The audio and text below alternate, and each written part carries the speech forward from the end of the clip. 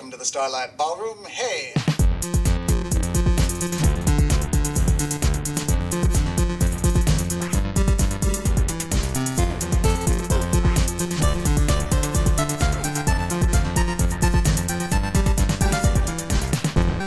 Hello, and you're listening to Shipwrecked Comatose, the Red Dwarf podcast hosted on the We Made This Podcast network.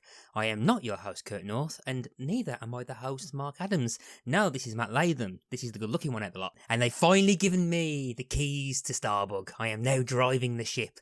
And naturally, like in most Red Dwarf episodes, it crashes. So, so this is slightly different from your usual things. And I think if you're looking at this on your on the website, on your podcast app of choice, you would have noticed the name, the Brittas Empire, and that's what we're going to be talking about in this special. We're going to be talking about the first series of the Brittas Empire, with the aim of covering each series with their own special as we gradually go through the series. And I'm not going to be talking about this alone. I'm going to be joined by my apparently good friend Tony Black, the host of a million podcasts, nearly as many as Mark, and pretty much the commander-in-chief, or the managing director, the Gordon Brittas himself of the We Made This Podcast network, Mr. Tony Black. How are you doing, Tony? Hello, Matthew. That's the first of my terrible Chris Barrie as Brittas impressions. But no, cheers. It's a pleasure to be here on Pick a Disc. Shipwrecked Comatose. It's great. Thank you for inviting me. No, it's fine. It's not going to be the first time we accidentally reference my other podcast on this, I think. So I did it before you could. Yes, thank you. Yes, you got that out of the way. But yes, so Tony's here because one of the reasons I wanted to have Tony as the guest of choice for these was that Tony is quite a strong fan of the British sitcom, and I don't know if it's announced. I don't know if we've actually fully announced it yet, but We Made This is also working on a British sitcom led podcast. Why don't you just quickly speak about that for a second?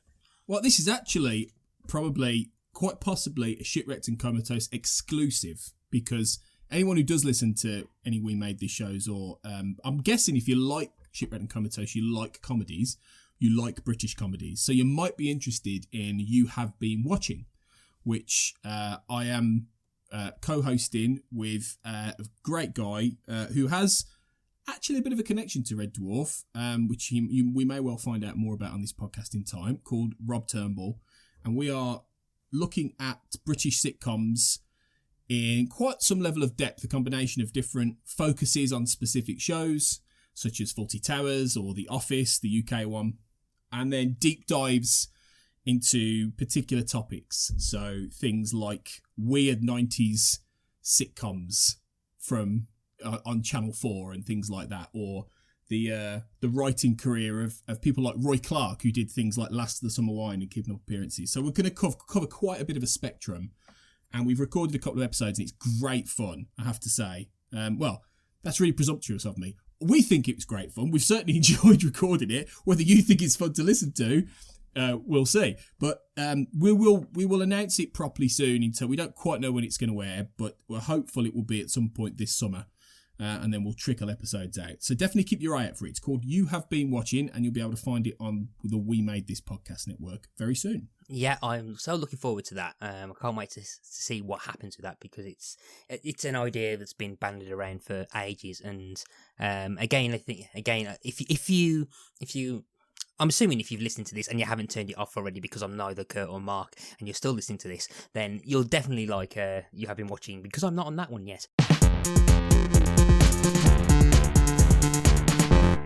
We're going to go and head towards and speak about Brittas Empire in this conversation, and what this episode is going to be. It's going to be a conversation between myself and Tony. It's going to be a bit of a conference where we just go and share some ideas and some thoughts and feelings about what we have seen and watched in this like 6 little half-hour episodes that comprise the first season of this series. And we're just going to get some kind of like consensus and like shared opinion, and maybe just duke it out a bit in terms of talking. And we'll just have feeling all kind of nice. Isn't that right, Tony? That's actually really you've nailed it there with the isn't that right? That's because it's a little bit Kenneth Williams, and it quite a lot more particular Chris Barrie in this style. That's very good, and that's exactly what we're going to do. Yes, yeah, I think because there's loads. As with one of the reasons I'm doing that other podcast is that there's so many things going on with sitcoms, and this is a good example of that, for sure. Yeah, and if anyone's listened to this for the first time and have no idea what we're talking about, The Brittas Empire is, in fact, a British sitcom. It was created by Andrew Norris and Richard Fagan, and Chris Barrie, who you might know as a character called Rimmer on a TV show called Red Dwarf, was the titular character, Gordon Brittas, the well-intended but hugely incompetent manager of the fictional Whitbury Leisure Centre. The show ran for 7 series, so you're going to have 6 more of these. And there's 2 Christmas specials. There's 2 Christmas specials, and it ran from 1991 to 1997 on BBC One. Norris and Fagan carried out the first 5 series, and the series at one point peaked at 10 million viewers. And it enjoys a long... It's a long and successful run, and I think at the peak of its popularity probably reached the higher popularity than Red Dwarf in terms of like how many people are watching it. But with Red Dwarf, I think there's been a lot more of a cult fan base, and there probably wasn't 10 people watching it at the same time. But it's one of these shows that Red Dwarf has probably lasted the test of time because of just how much it connects with people. Whereas at the time, The Brittas Empire was probably one of the biggest sitcoms on the BBC. It's at one point it was hailed as the Fawlty Towers of the 90s. It was fast paced, and it was noted on the best of the Britcoms, which I think is an article somewhere. It was fast paced, outrageous comedy full of invented gags, and it was massive. To put it into perspective, you would never see the cast of Red Dwarf do a 3-minute sketch at the Royal Variety Performance. One of the specials on the DVD box set is a clip of bit later on because there's a character that gets introduced later on that appears in it, but they pretty much do a live 3-minute sketch as all the characters of the Brittas Empire at the Royal Variety Performance. I dare see the Red Dwarf characters doing that, and the character of Gordon Brittas has appeared. He used to Chris Barrie used to appear in character on the Noel's House Party, knocking on the door, and there's compilations of there's quite a few of them actually, compilations where you see Chris Barrie turn up in character on the Noel's House Party. And for international listeners who don't know what Noel's House Party is, it's very long and complex, but it was a massive Saturday night show which was like massive with loads of it was one of the big primetime shows of the 90s. And again, you wouldn't see the Red Dwarf characters show up on that either. So that's so in terms of impact. But I don't think that the Brittas Empire has a legacy that's lasted as long or a fan base as strong as Red Dwarf. No. Red Dwarf just has that cult kind of like passionate fan base, and I think Brittas Empire has its fans as well. But it hasn't lasted the test of time. And you can't really, you probably wouldn't be able to see Brittas Empire come back as Red Dwarf could do. It's funny you should say that though, because there has been some talk of it that Chris Barrie last year was saying that he thought there was mileage in coming back and doing more, and apparently the writers are developing a new script. These things are always you hear this a lot though with sitcoms, and very rarely, especially with the gap of time with something like this, do they ever really come of it. So I wouldn't hold your breath, but I think you're right in that it's understandable why Red Dwarf comes back, because Red Dwarf actually entered popular culture. It actually made a dent. Even though it was a cult show, it became a cult show in the vein of things in the 80s, a bit like The Young Ones and those kind of things, where people still remembered them. And obviously, Red Dwarf carried on, and like that show, Red Dwarf has had a long shelf life. You know, if it's probably going to be in the running for one of the longest running sitcoms ever in British history, probably, if it carries on, because over the span of it, it's been over 3 decades, even if it hasn't been every year. So Brittas doesn't have that. It was one of those things that I think never really broke out into that kind of cultural footprint as Red Dwarf did, even though during the 90s it was very popular. It was very much one of those sitcoms that the whole family would laugh at. You know, it's the sort of thing my mum would have laughed at. My mum wouldn't. My mum wouldn't have got Red Dwarf. You know, and you know this, and some of the other people who make the show know this. I'm a bit of a heretic because I haven't actually watched much Red Dwarf at all. It's not that I don't like it. It's just I've just never done it. So God knows what I'm doing on this podcast. You're a madman for inviting me. But but you're doing the short straw. Everyone else said no. Yes, probably. Yeah. It's like, oh God, yeah, last resort. But I am looking forward to Red Dwarf, and I definitely admire the reach that show's had, and it is. There is a reason that something like Red Dwarf has lasted and Brittas was popular, but it hasn't had that reach. And I think that's because there is probably a limit in many ways to where Brittas went in terms of what it did, you know, and it is of its time, you know, it is massively of its time. Yeah, really. and I mean, we'll get into a bit of the minutiae of things a bit later on, because there are interesting things about the show that we can talk about, which we'll bring up a bit later on. But again, just to give a bit more background for people listening again, what I don't want to do is, because we're planning on doing these individually, I don't want to talk about future series, because I do have vague recollections of stuff that happens. There's at least a couple of episodes of the things that have never left my mind because of how big they are, and I'm not gonna, and they're quite spoilers if people aren't watching, but there's crazy things that happen. This actually at some points the Brittas Empire goes beyond the realms of believability that even Red Dwarf does, but yeah, and that's a science fiction show. But so to give a bit more background on this, Gordon Brittas is well-meaning, but he's a bit of an incompetent manager with Whitbury Leisure Centre. At the start of the series, he's just been assigned, and as we find out, he's married, and his wife Helen she's on the verge of a nervous breakdown pretty much all the time because of being married to him. But and like the very unsubtle suggestion is that she's very unhappy and pretty much constantly has affairs and all that kind of stuff. He's often Brittas has two deputy managers.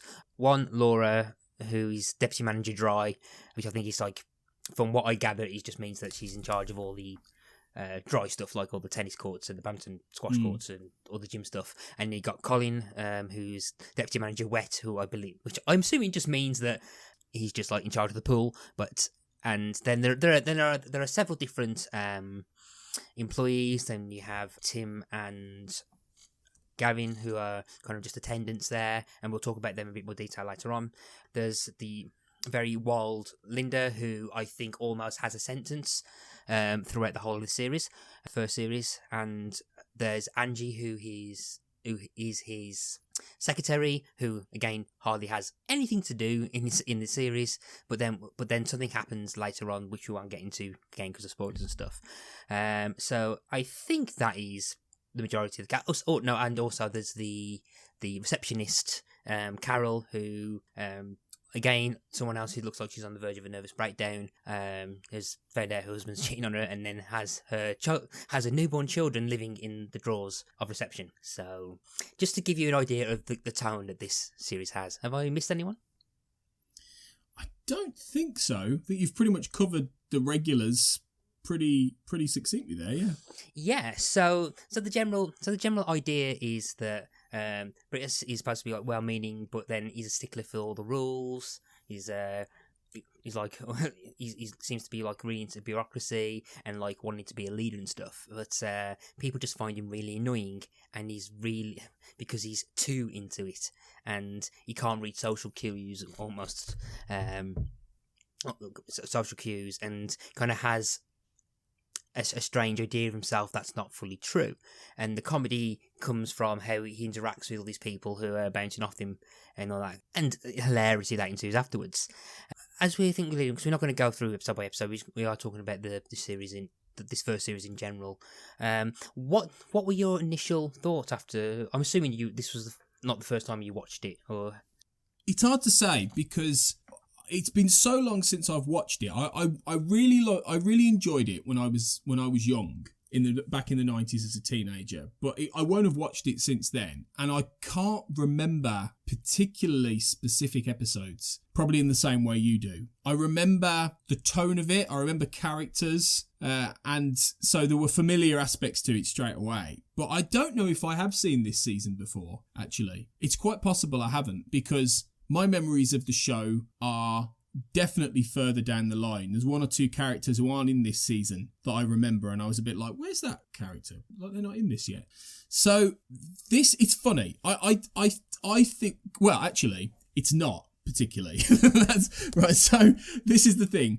I didn't find it very funny. I found it very. I laughed. I chuckled a few times, maybe half a dozen times throughout the entire 6 episodes. And I think it's not that I didn't like it, because I do like the show, but it is very classically in that mould of the British sitcom, particularly around this time. And you see that this in everything from Only Fools and Horses to One Foot in the Grave, all like classic sitcoms, but they have quite ropey first seasons. And it takes a couple of years for them to get on their feet and start really showing what they can do. And I definitely felt that way about this. Definitely, because one of the big things that I took from it was that I think a lot of it was informed by how much I remember the characters, actually. So it was kind of nice seeing them kind of work them out. So, and I found myself having some really quite big belly laughs at some places. And I think that's because I had some familiarity with the characters in general. I was then struggling to try and then after a bit I tried to step back and think about it a bit more logically, and bits I found I quite laughed at because some of the jokes I found hit quite well and tickled my funny bone.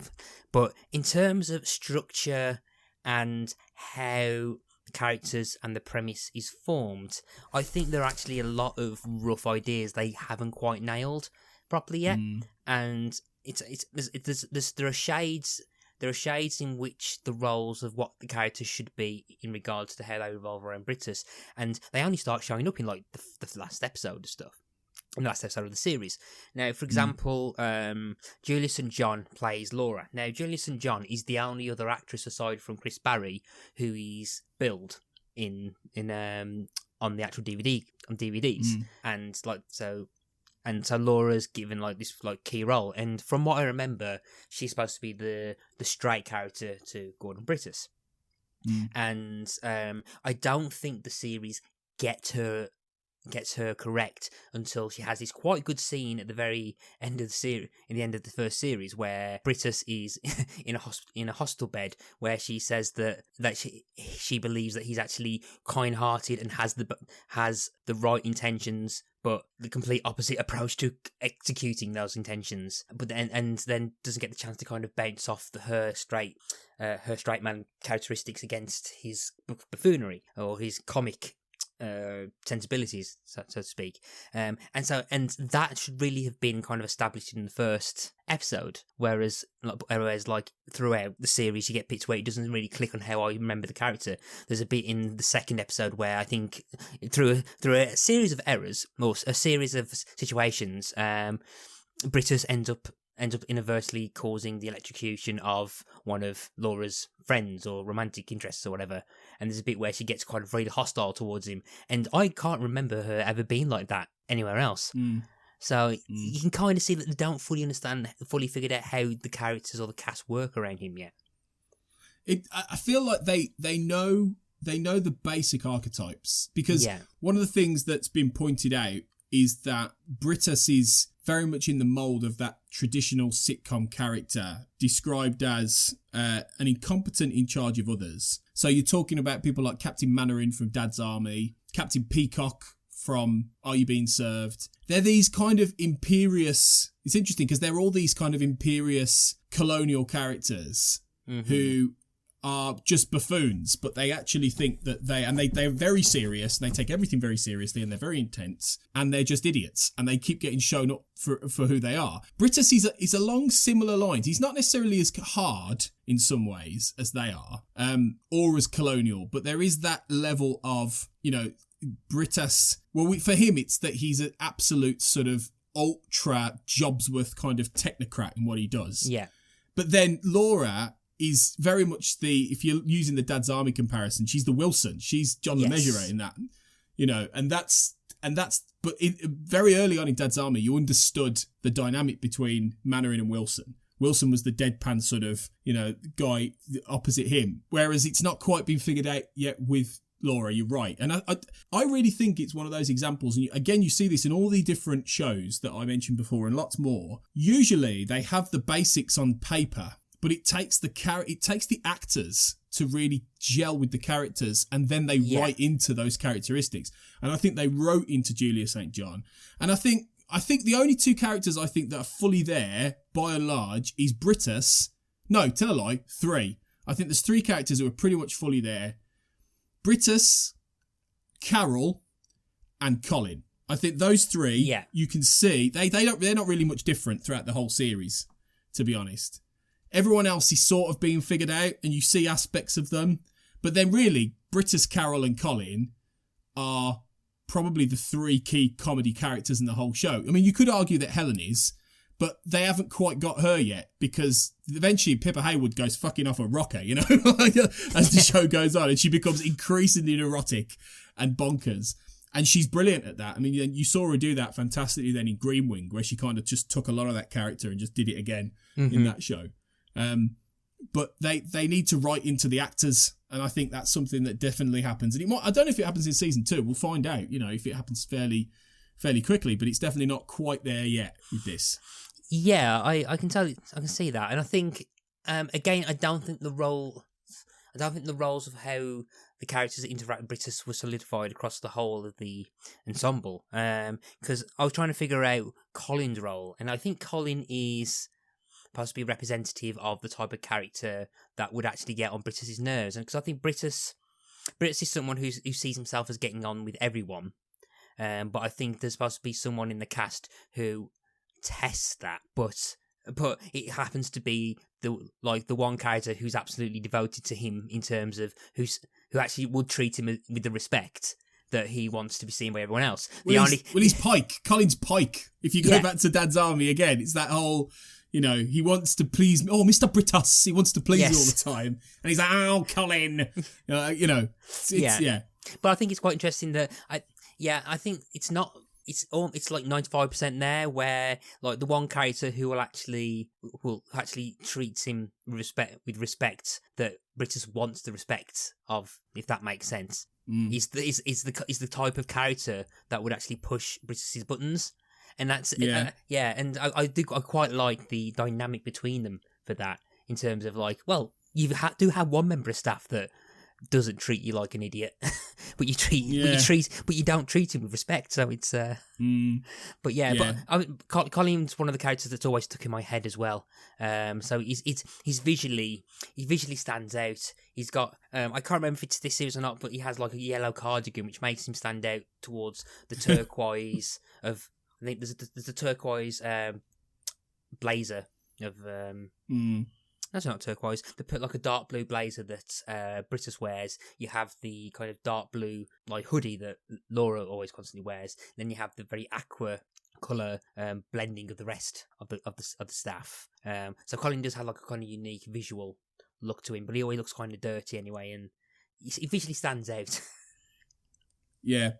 He's meant to be a bit of a grotesque, really. But he's very like with most sitcoms, there's absolutely some class stuff going on here. He's northeastern, right? And he's the shabby northerner, who's just a little bit dim-witted ostensibly, and a bit weird and a bit dirty. And everyone else is very sort of middle class and southern, aren't they? And it for me that's definitely. I don't know if that would quite be written in the same way anymore. There is for me, there's absolutely a bit of a class divide thing going on there.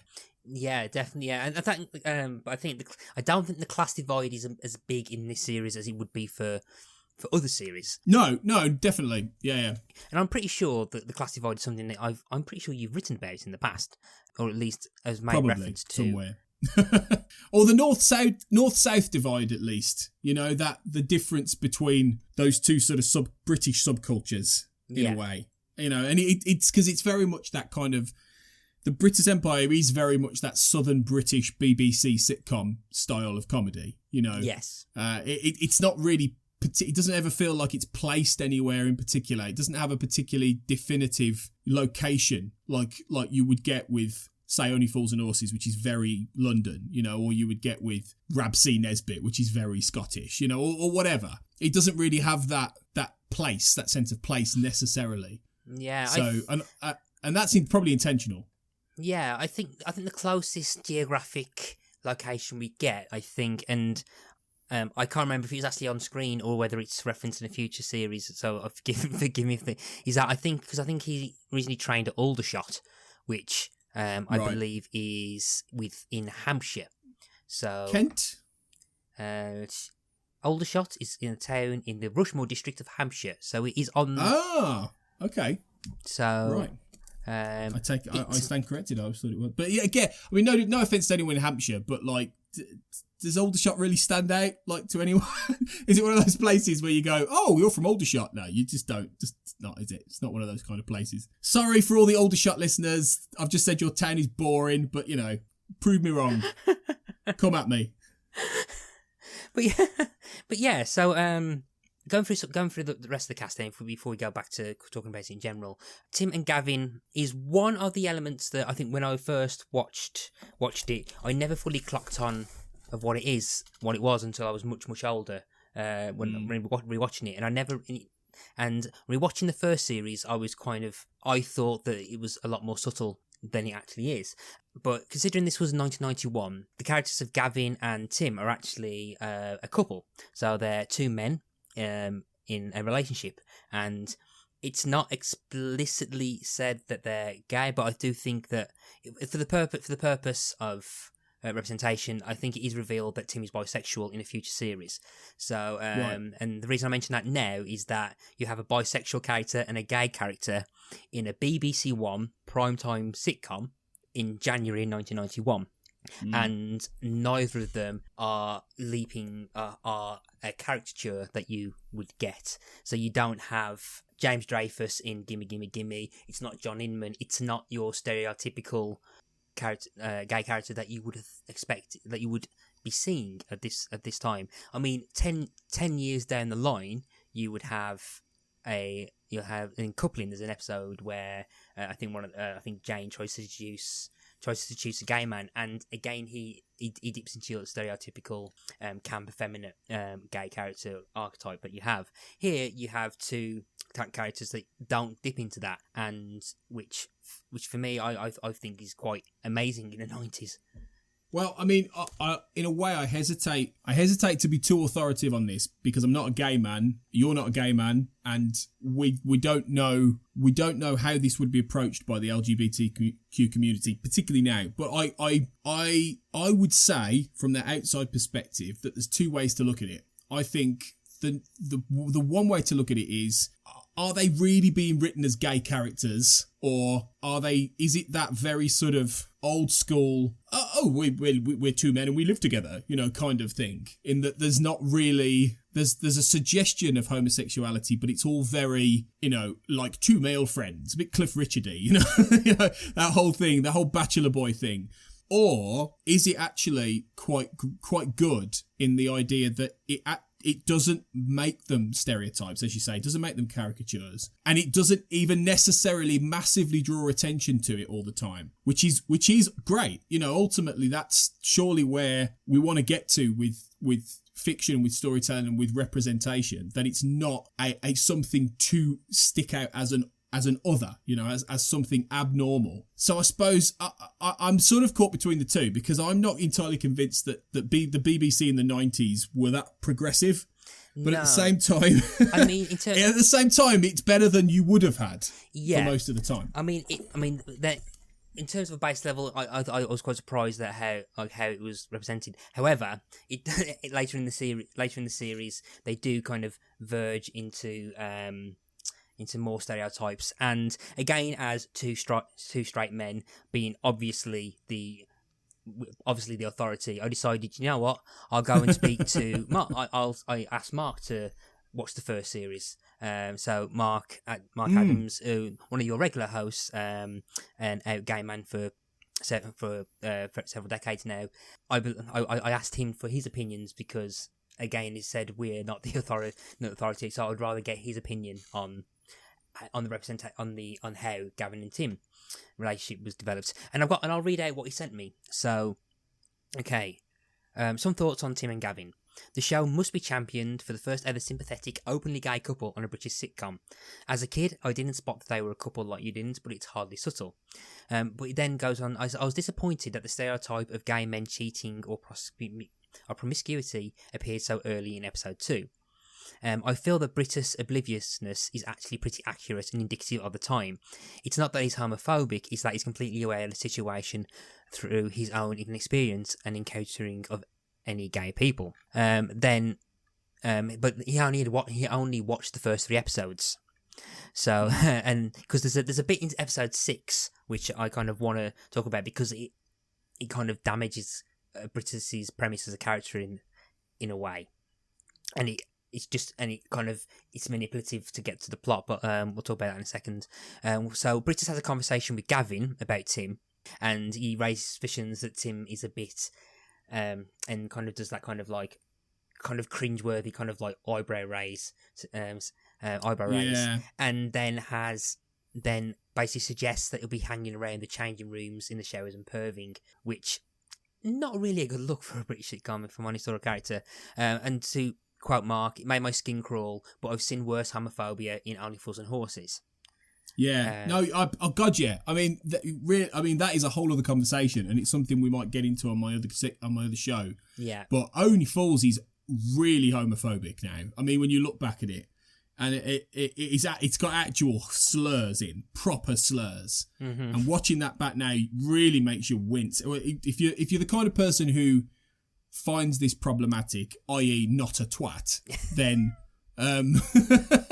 Then yeah, it does, and so yeah, this, and I'm glad. It's great to hear from Mark there because his opinion is absolutely, I would say, much more valid in many ways than ours on this, and it's great to hear that because I think it must be very interesting as a gay person to watch something like this, which.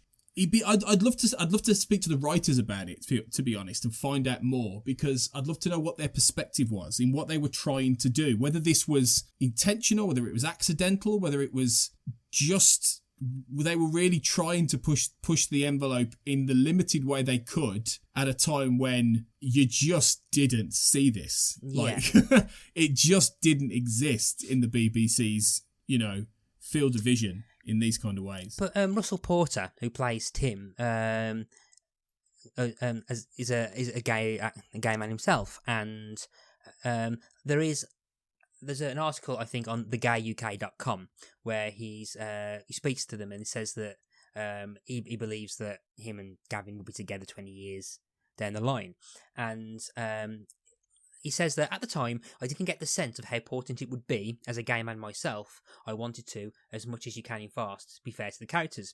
It wasn't the gay thing that was the issue. It was the not understanding the gay issue, and that's the gag. When auditioning for the part, I said, don't ask me to be any more gay or camp than I am already. I am not going down that route. So I mean, I say I never realised that Russell Porter himself was gay and stuff, and it's quite interesting to hear him talk about how he was approaching that and stuff, and particularly gay in early 90s. But no, I completely agree. It'll be interesting to see what the creative decisions were with that. And again, I wonder whether that's a case of writing to the actors, as you said earlier. So perhaps with Porter there saying that he didn't want to be the stereotype or act the stereotype, so he was pretty much being himself. Yeah, maybe, which is great. I'm going to be curious to see how it develops as the seasons go on. Actually, and if there is any change in that relationship. Yeah, definitely. Other characters we have Carol, the receptionist, now played by Harriet Thorpe. Harriet Thorpe is awesome. She is such a great comic actor. Like she's not massively in loads and loads of things, but I used to love it when she'd pop up in Absolutely Fabulous because she was really funny in that as well. Like, she is so good. Like, Carol is the character for me that just stands out, really. She's probably my favourite character in this, because it's just the way she's played is so good. There's the I think there's an episode like halfway through the episode, one of the better episodes of the series of this series actually. I think it's the third episode with the anger management seminar, where pretty much Brittas manages to get the anger management speaker to have like a massive rage tantrum. But there's a bit where her husband comes back and wants to reconcile and says sorry, and there is just a massive physical change in how she shapeshifts her whole body language, her voice tone, and like it's like a different character. It's the only thing I can think of is there's a scene in Superman 2 where Christopher Reeve merges from, he's playing Clark Kent, it takes his like, and when Lois Lane's not looking, kind of shifts normal, and he kind of like he like grows a foot. And his voice gets confidence, and it feels like a different person has just morphed into the room, and that's what she does in that like half an episode. Yeah. But Mark did also mention Carol, and as he mentions the 80s and the 90s ick with Red Dwarf, he does raise potential 90s ick with Carol in that he didn't find it very funny in terms that it was kind of mocking. Or not mocking, the comedy was coming from an antenatal depression, which I never thought it might have been a point, and then looking at it, I was like, crap. I don't know. I think it's an interesting point, and I think comedy is there to be unpicked, and you do see things differently with time and distance. And I think I wouldn't. It's not something that for me stood out, but then it probably wouldn't. You know, I think it maybe might not be on my radar. So I think it's an interesting one. It's an interesting one. It's probably not something many people have brought up because Brittas hasn't really had much in the way of critical reappraisal. So, you know, it would be interesting, particularly to see what a female perspective on Carol is actually, and that whole thing now. Yeah, that should be interesting to that. Particularly with how the character develops, because I think Carol's one of the more memorable characters. I think a lot of stuff that happens with her, I still have memories of what happens to her, whereas I think some other characters, I don't. But I think there's the character of Linda, who is one of the main cast and has about a sentence an episode. So we don't. Yeah, she's supposed nothing there really, is there? She's supposed to be the kind of enthusiastic, peppy, and I think is supposed to be someone who, I think from what I remember from later seasons, her role is supposed to be someone who is just kind of enthusiastic and doesn't hate Brittas but doesn't like him either, and is just there to do the job and likes doing the job, but you do not get any of that whatsoever. No, I think maybe it's that she's underwritten. Yeah. Maybe it's the actor who is not necessarily the strongest. But yeah, she's okay, but she always fades into the background, really, doesn't she? Yeah. To be fair. Yeah. And I think finally, we also will talk a bit more about the character of Helen, who is Brittas' wife. And she, like, again, I think she's supposed to be kind of like, not unhinged, but she's unhappy, possibly depressed, but and in a marriage trapped in a marriage she doesn't like but doesn't want to be in, and thus has affairs with the code word is Uncle Simon, which and Brittas doesn't clock on whatsoever. And again, I think as you said before, Helen's a character who I think they kind of get a feel for Pippa Haywood as an actress, and she does okay here. I just don't think they don't get Helen complete yet. I mean, for one thing, she, like, every other word out of her mouth fails the Bechdel test. For one thing, like, all she ever does is talk about Gordon. Yeah. Like, every conversation she has is about Gordon, and in fact, she has quite a lot of conversations with a friend or with other people that actually explain him and his psyche to us. Yeah. She becomes a mechanism for that, actually, throughout this season. Yeah. She's a mechanism for explaining his backstory, how they met, what kind of person he is. And And she kind of, I felt that she's quite unsympathetic in a way here, because the idea is that she's supposed to be this tortured wife living with this, tyrannical Roman emperor in a leisure centre who is completely neglectful. But I didn't always get that, because then she's going off and sleeping with somebody else. And I was a bit like, well, he's not a horrible person. He's not a horrible bad guy. He's an idiot, and he's a pompous blowhard who is addicted to his work. Yeah. But I didn't necessarily feel the sympathy. And I feel that maybe later on, as Brittas becomes a bit... And as he becomes more and more down that road, and he gets ever more sort of Brittas-y, and she gets ever more sort of neurotic and tragic, it works a bit better. That you actually feel that she's like trapped in this horrible situation. It gets more and more eccentric. But I didn't really get that here. And I just felt like she was just a little bit, sometimes a bit of a cow, actually, and how she was out sleeping with somebody else. She wasn't necessarily the victim that maybe they thought she was. Yeah, really. There are times I think where Gordon, keep saying Gordon, I think, where Brittas is. There are parts where Brittas is seen as being actually completely devoted to his wife. He just can't, and like he constantly talks her up, and there are like times where he does give her praise, he misreads stuff as praise. Or no, misreads stuff and constantly like gives her praise and stuff, and like says he's like, and like talks her up quite a lot. There's a great, I think it's episode 4 or 5, where they go to Helen's counsellor for marriage counselling, and Brittas's role as perhaps one of the first examples of mansplaining is really applied here.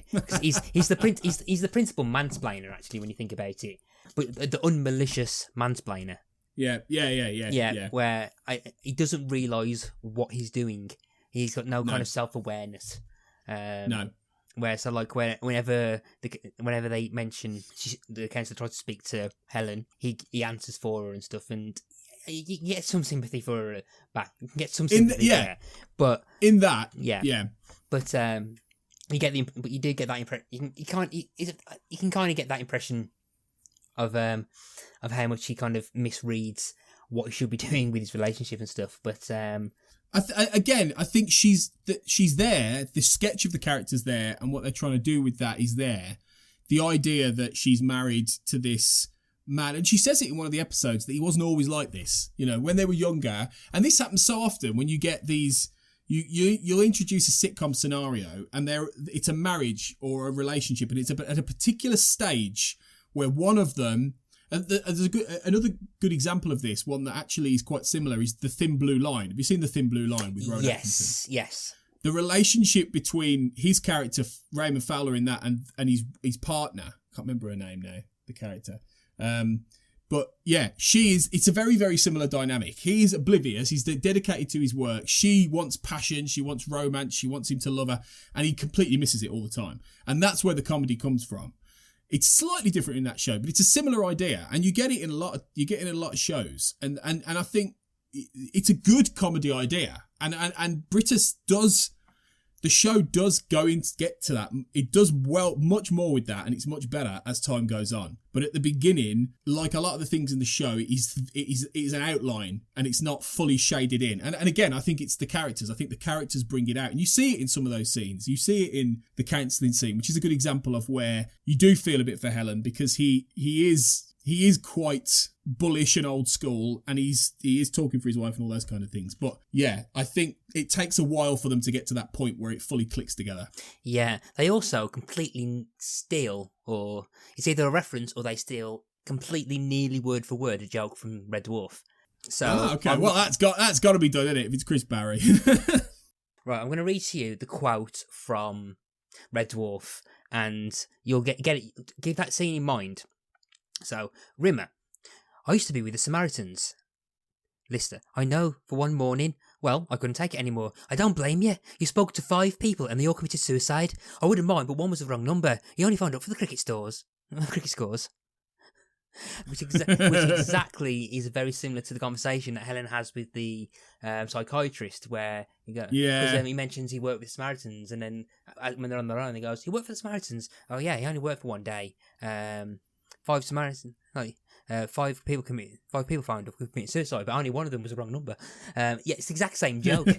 They used the exact same joke, and it can't be a coincidence. So yeah, can we just stop and talk a little bit about your attempted Craig Charles impression there? Yes. my Scouse accent. I don't blame you. There was a yeah. Okay, good. All right. I don't blame you. Fine. You spoke to 5 people. There have been worse attempts at the Scouse accent on this podcast, not by me. Yeah. No, yeah, sure, yeah, that's fine. But yeah. Wine. Drinking wine. Ben, I can stop now. Yeah. I've unleashed Pandora's box. Stop. It's okay. Kurt's going to hear that, and he's going to start just listening to this, muttering the word wine. Drinking wine. Sorry, Kurt. In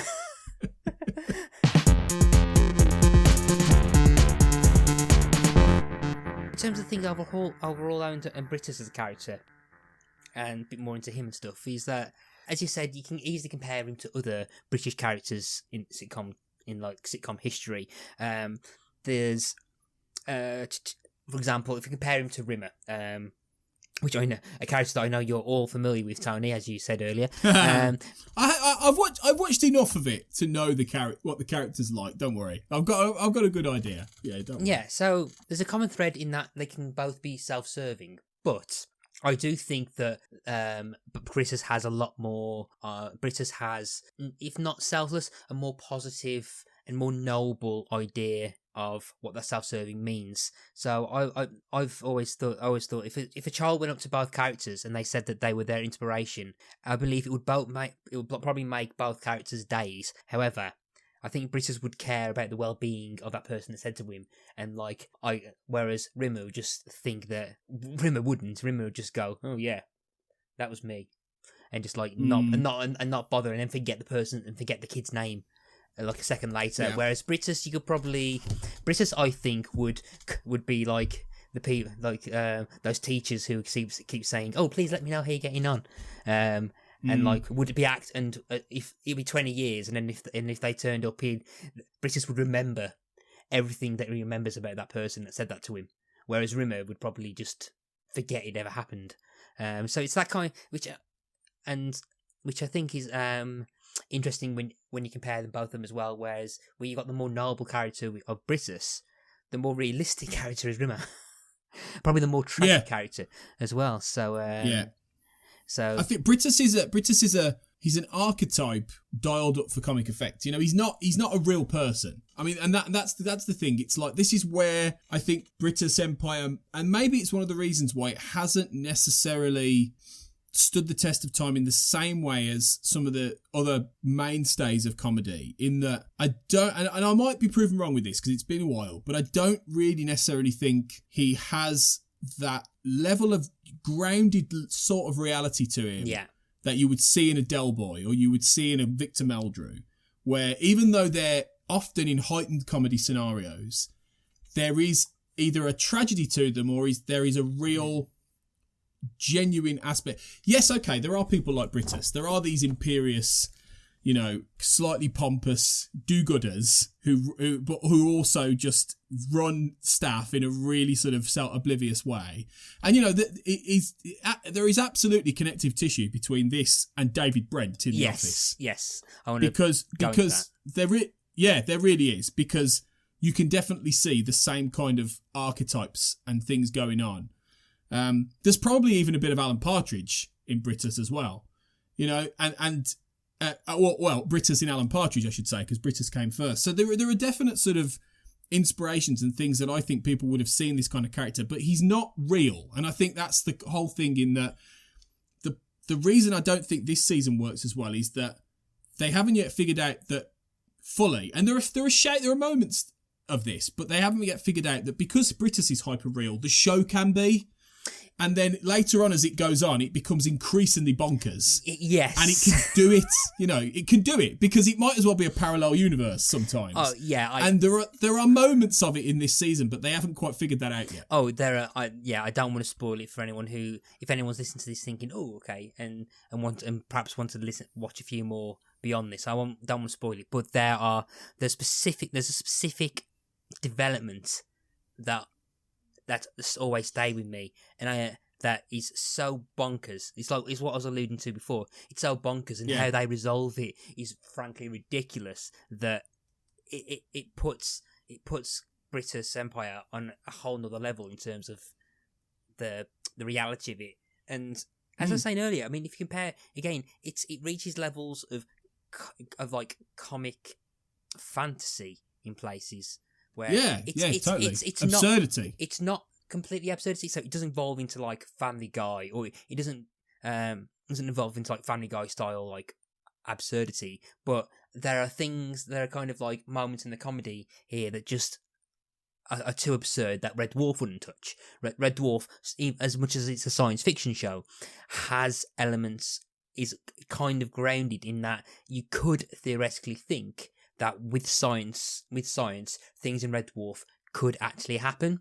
Whereas there are loads of things that will happen in the Brittas Empire that would never happen. Where it's impossible, it would have happened.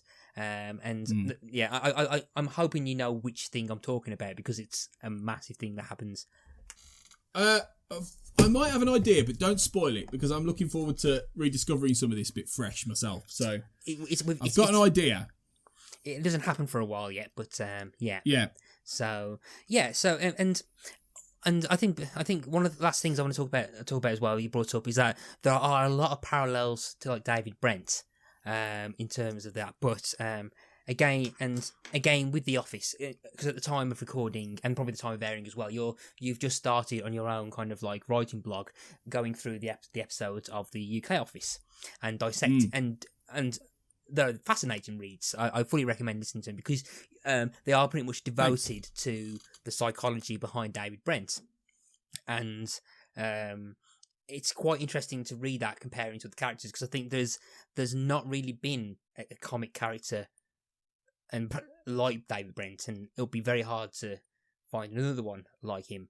And I think there are elements between the two of Brent and Brittas, but Brent is someone who 100% will exist. You will know someone exactly like Brent. Whereas you'll have traces, you'll have Brittas who go, oh yeah, he reminds us of so-and-so who at work and stuff. But like, there is a much more possibility you will find someone who is 100% David Brent rather than 10% Gordon Brittas. Yeah, but I think the difference is, and there is, and you might have mentioned this earlier, but there is, going the other way, very clear connective tissue to Fawlty Towers and to Basil Fawlty with this. Yeah. But the difference is, I think, and this is where Brittas does its own thing in the end from both of these shows, in that The Office is much more about the observational reality of that show is all possible. There's nothing in The Office that is hyper real. Everything that happens in that show could happen and probably has happened in offices around this country. Yes. And that's where the comedy comes from. Whereas in Fawlty Towers, again, it's a hyper real world. That it is such a contained pressure cooker environment that yes, that person did kind of exist because the Pythons met him and John Cleese turned him into that character. But really, you could never put Basil Fawlty in a different place. He exists purely in that. And in a way, Brittas is the same. Brittas exists in that leisure centre. It would be weird to put Brittas running a hotel or doing something, because he's very specific in that location. But what I think the Brittas Empire doesn't have yet, it doesn't have the pressure cooker environment to evoke Fawlty Towers' level of farce. Yeah. It tries in the first season to build to levels of farce, but it doesn't quite work. It nearly, I think episode 2, it almost gets it right, because it has the boiler engineer, and And Yeah, I think yeah, because yeah. there's an issue with Yeah. because there's an issue with the pool. He starts to have like PTSD flashbacks, and thinks that he's on a ship and it's sinking because the boiler room. Well, yeah, that's it. But he's portrayed very specifically like a salty dog seaman, like in the bowels of an engine room in a big ship, isn't he? You know, that's the whole joke, is that he's portrayed like that. And again, he wouldn't exist in the real world. You wouldn't have that character in a boiler room in a leisure centre who looks like that. And that's the whole thing. Those are the moments in this season where I was like, that's what this show is. That's the point. That's what I want this show to really lean into, and it does, from what I remember, as time goes on. And it dials up the surrealism. I think that's the key. Fawlty Towers wasn't surrealist; it was farcical. The Office is observational and painful, whereas Brittas is surrealist. And I think once it realises that, and it realises what it can do, it takes off. Whereas right now it's sort of trapped in a bit of a cosy, laughter track paradigm where things get to a certain level. You get a lot of Chris Barrie, who is great. There's no getting away from that. He is spot on as Brittas pretty much from day one, doing a lot of the yes, Carol, but kind of thing. And that is up enough to a certain point, but you need everything else around it, and that's not quite there yet. So once they get to that, once they figure that out, it really takes off. Yeah, and I can't wait to see, because I was really tempted to start watching series 2 after finish series 1, because I've got series 1 and 1 to 3 on DVD, and I managed to stop myself from advancing to watch series 2. So because I was getting into it. I mean, there are, like I said, there are issues with it. Bits that haven't dated as well as it should do. But I think because I kind of I had that kind of growing up attachment to it. There are bits that I found quite hilarious. I mean, I thought the third episode was bloody hilarious with the anger management, seminar. That was probably that probably is the funniest. Yeah, I would say that's probably the funniest one of the 6. Yeah, but I think, I think a lot of it is kind of to do with like how the characters work and stuff, how things kind of disconnect and stuff. And I think before we leave, I think the only thing I was trying to briefly mention is that I think there's almost attempts at serialization in places. The first 2 are kind of like you couldn't watch episode 2 without watching episode 1 because because they kind of still haven't opened by series episodes 2. So the whole plot of episode 2 is them opening. So like they kind of just building, they kind of like getting preparation for the opening in episode 1, and but it kind of falls a little bit by the assassin episode, which is the final episode of the series, where it looks like someone's trying to kill Brittas, and if they had the foresight, there's a couple of people, like particularly I think there's a couple of people in the first episode or like at least second or third, that theoretically could have been nice to have been the person tempted to kill him. But then the way the plot's structured, it turns out to be someone who you don't see until the reveal. You've never seen them before, and then there's this whole backstory about apparently that Brittas is part of a church choir, and that this guy who's trying to kill him and it just falls flat. This person knows. Yeah, it does. The person knows Gavin, and I think Gavin, and the plot kind of needs Gavin to kind of help Brittas get in the line of sight of this assassin, which is when the whole very uncomfortable conversation about Tim happens. But the payoff just doesn't work. It doesn't work, and there are bits throughout the first series of this where it's like, if a bit more foresight, the payoff could have been a lot better. But the plot doesn't land properly. No, and that's where I think the writing doesn't really hold up, to be honest, and I think that definitely seems to improve as time goes on. But the writing isn't quite sharp enough yet in order for what is a talented cast to really make the most of it. And I think the writing does sharpen up for sure as time goes on. Yeah, and that as time goes on, I'm actually still looking forward to watching the rest. And I think that's a good point to kind of end our conversation about the first series of the Brittas Empire. And I hope that you've enjoyed the conversation that we've had, and I hope people listening, and I hoped, well, I don't really care if you like it, Tony, so you only hear it. That's it. I'm only the guest. Yeah, you know, you're only the don't guest. treat me with any respect. Yeah, That's fine. You've hardly, thanks. you hardly watched Red Dwarf. I'm surprised we let you on. But no, That's true. Yeah. But no, I want to say thank you ever so much for coming on, Tony, and it's been great chatting with you, and ever so looking forward to listening to You Have Been Watching, because that sounds great. But before we sign off, I'm sure as well there are other podcasts that you're involved in. Why don't you tell people where you can find them and where they can find you online? Well, the best place to find me is mainly on Twitter, is where I hang about a lot. So check me out on Twitter at AJ Black Writer. You'll find links to various things. The blog you mentioned, where I'm doing reviews of The Office and various other things, is called The Truth Is In Here. Not The Truth Is Out There. That's because it's a play on that. The Truth Is In Here.co.uk, which is my blog space where I'm doing write-ups of The Office, the UK Office. So you might enjoy those. And I'm on lots of different podcasts at various points. You can find You Have Been Watching soon on We Made This, the podcast network Shipwrecked and Comatose is part of. Find us at WNT_network on Twitter and WeMadeThisNetwork.com for all the other kind of things I'm on. So yeah, that's me. Yeah, you can find me under Pick a Disc, because that's the podcast that I host when I'm not disrupting the flow of Shipwrecked and Comatose. So you can find us anywhere on your favourite podcast app of choice, or Facebook, Twitter and Instagram under Pick a Disc. So yeah, you can follow me on that there. Also, but if you want to, you can always get in contact with the Shipwrecked and Comatose Twitter account, which is at Red Dwarf Pod. I hope, because I just suddenly lost the page it had that information on. So I'm sure I'll be hearing from Mark and Kurt very shortly saying you've got the Twitter name wrong, but I'm pretty sure it's Red Dwarf Pod because we managed to nab it. And you can find us on podcast apps of choice as well. So I do hope that you've enjoyed either revisiting or discovering the Brittas Empire. If you used to watch it, please let us know how right we are or how wrong we are, or your own opinions on this as well. I'd love to hear your thoughts. If you've never watched it before and then decided to watch this because of what we've been talking about, please let us know how you found it. I'll be generally intrigued to hear any new thoughts of people watching it for the first time. So yeah, feel free to get in contact. And I think with that, it's time for us to sign out. So I want to say goodbye, Tony. Goodbye, Tony. Thank you.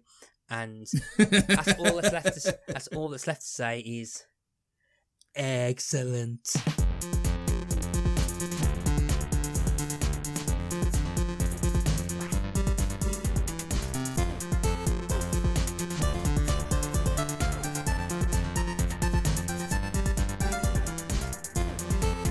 Shipwrecked and Comatose, a Red Dwarf podcast, was created and produced by Mark Adams and Kurt North.